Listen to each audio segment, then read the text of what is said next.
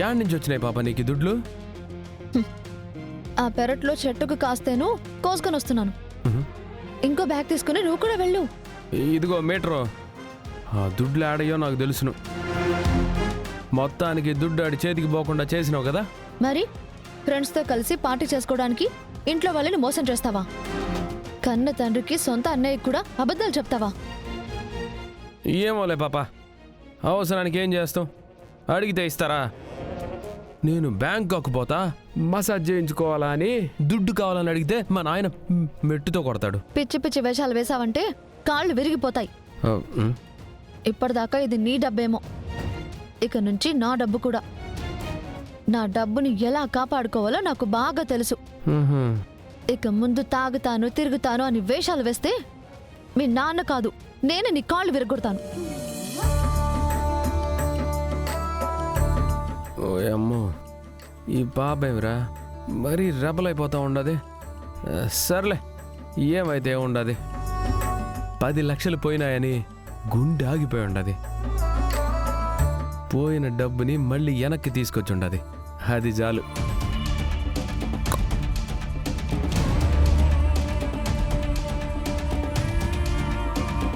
పాపం మావయ్య గారు అనవసరంగా ఈ కోటరగాడి మాటలు నమ్మి 10 లక్షలు డబ్బులు ఇచ్చారు. ఈ మనీ ఎక్కడికి చేర్చాలో నాకు తెలుసు. ఏం పాపా, దుడ్డంతా తీసుకుపోయి బీరువాలో పెట్టేసుకొని ఉండవు? నా దుడ్డు ఎట్లదే? ఏంటిచ్చేది? అదేంటి పాపా, నేను అప్పు చేసినానని మా నాయన నా కోసం ఇచ్చినాడు, నువ్వు తీసుకొచ్చి బీరువాలో పెట్టేసుకున్నావేంది? నీకు ఇందాకే చెప్పాను, ఆ డబ్బు నీది కాదు నాది అని. నువ్వు తీసుకెళ్లి వేషాలు వేస్తానంటే కుదరదు. సరే పాపా, సరే, ఒక అండర్స్టాండింగ్ వద్దాం. 50% నువ్వు తీసేసుకో, 50% నాకు ఇచ్చే. ఎక్స్ట్రా చేసావంటే ఇప్పుడే వెళ్ళి మావయ్యకి చెప్తాను. ఓ అమ్మో, నువ్వేమో నా కొంప ముంచే మాదిరిగా ఉండవే. నువ్వు నన్ను కొంపలో నుంచి తెరవేసే మాదిరి ఉండవే. 50% ఇమ్మని చెప్పినాను కదా, 50% ఈ పాప. ఖర్చులకు పడి ఉంటాయి.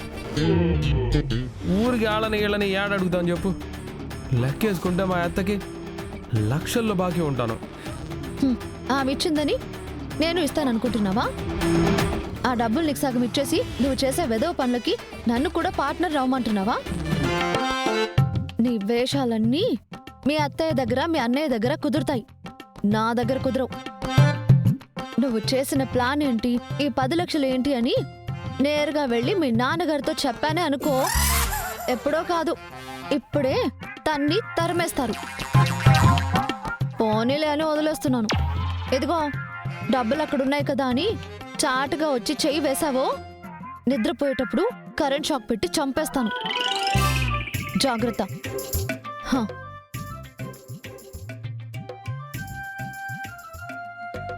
ఒరే చిరు, నువ్వు చాలా జాగ్రత్తగా ఉండాలరా. ఈ పాపేమో లేస్తే చంపుతా చంపుతా అంటూ ఉంటుంది. నిజమే కదా, నిద్రపోయేటప్పుడు కరెంటు షాక్ పెట్టదని గ్యారంటీ ఉండదు. ఏమైనా ఈ పాపతో కొంచెం ప్రమాదమే.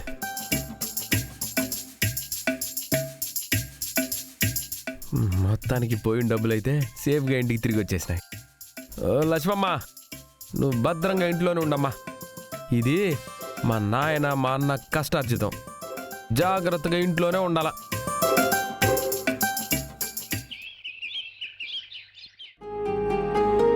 అక్క అక్క అక్క రండి. ఏంటి? స్వీట్ తీసుకో. ఎందుకు? తీసుకో చెప్తాను. అలాగే చెప్పు. తింటే కదా చెప్తారు, ఇలా ఇవ్వు. విషయం చెప్పకుండా ఏంటే నువ్వు? నేను సెమిస్టర్లో కాలేజ్ టాపర్ అయ్యాను తెలుసా?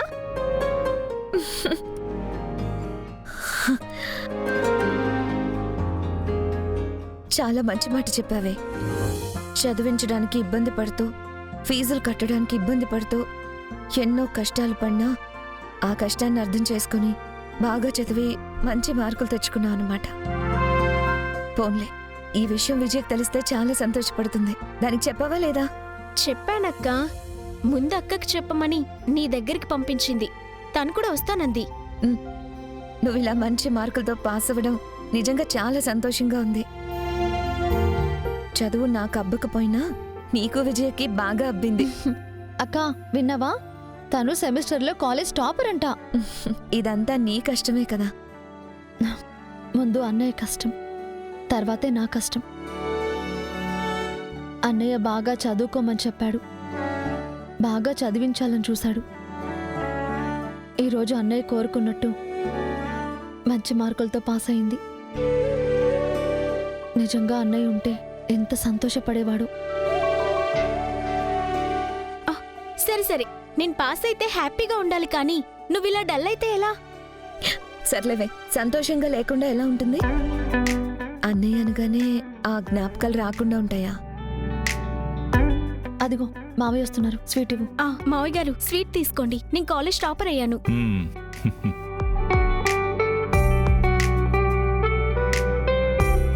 కంగ్రాట్స్ అమ్మా.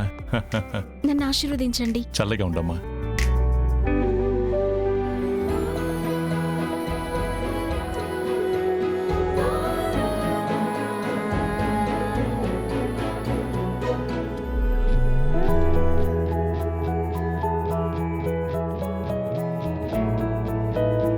బావా, నేను సెమిస్టర్లో కాలేజ్ టాపర్ తెలుసా? అవునా, కంగ్రాచులేషన్స్. అవునండి, అదంత ఇష్టంగా చదువుతూ ఉంటే బాగా చదివించగలమో లేదో అని అనుకున్నాము. అన్నయ్య కోరుకున్నట్టే అది మంచి మార్కులతో పాస్ అయిందట. బావకి స్వీట్ పెట్టకుండా ఇంకా ఏంటే నువ్వు? ఇలా ఇవ్వు, ఇలా ఇవ్వు.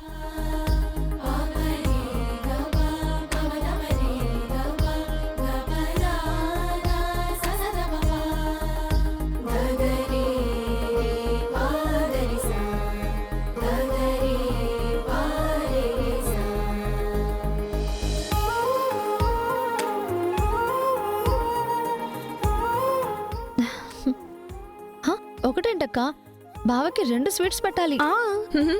అవునవును, తినండి.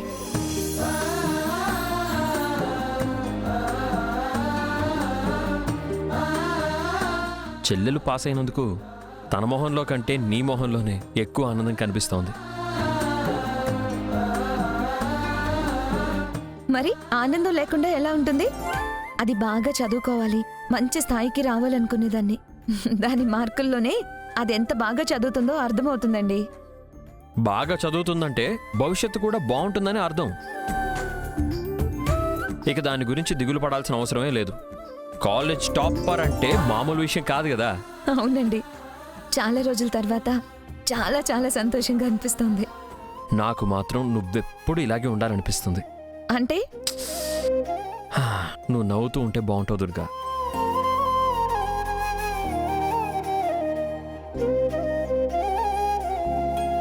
నీ నవ్వు కోసం రోజు ఇలాంటి శుభవార్త ఏదో ఒకటి వస్తే బాగుంటుందనిపిస్తుంది.